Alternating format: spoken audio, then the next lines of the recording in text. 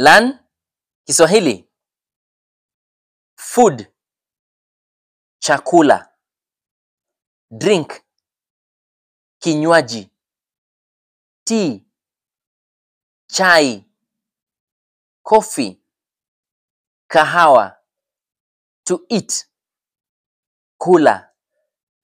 To drink, kunywa.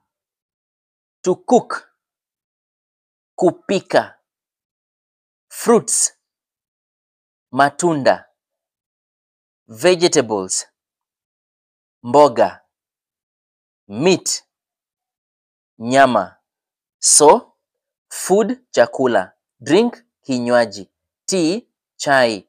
Coffee, kahawa. To eat, kula. To drink, kunywa. To cook, kupika. Fruits, matunda.